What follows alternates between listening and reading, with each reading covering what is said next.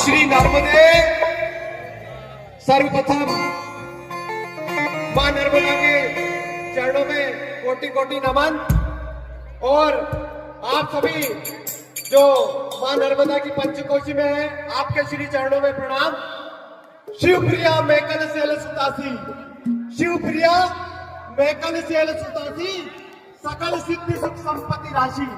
वो मां नर्मदा जिसके नाम में ये आनंद है, वो मां नर्मदा के पद पर, उस मां नर्मदा के तट पर आप सभी मां नर्मदा की पंचकोशी यात्रा में आए। आपके श्री चरणों में कोटि कोटि नमन। और ये पावन भूमि जो देवों की भूमि है, देवों की भूमि देवगढ़ चोली, जहाँ 11.5 हनुमान है, 52 भैरव है, गणपति जी महाराज है, 5 में गौरी सोमनाथ है और 64 योगिनियां यहाँ विराजमान है। ऐसी पुण्य भूमि, पावन भूमि, इस तट को, इस गांव को नमन है।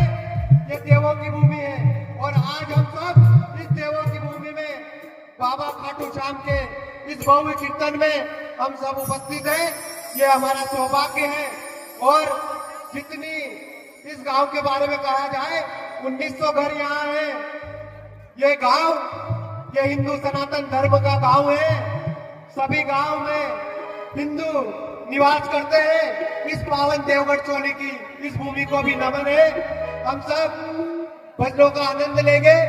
पेड़िया नगर से हमारे श्याम जी खांडिया, उनके पिताजी पंचकोशी यात्रा में आते थे और उनकी इच्छा हुई कि इस भूमि में पहले दिन एकादशी पर जो पड़ाव होता है, पेरवान सरकार यहाँ बैठे हैं, सब देवों की नगरी है, तो इस देवों की नगरी में खाटू श्याम का भी आगमन हो और ये भव्य स्वरूप, दिव्य स्वरूप बाबा श्याम का ऐसा लग रहा है जैसे खाटू श्याम जी भी स्वयं चलकर इस देवों की नगरी में आ गए।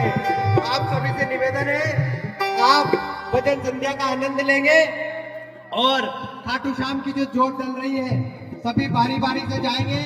बाबा की जोत हम भी, जो भी परिक्रमावासी आया है, उनको भी बाबा की जोत अर्पण करना है।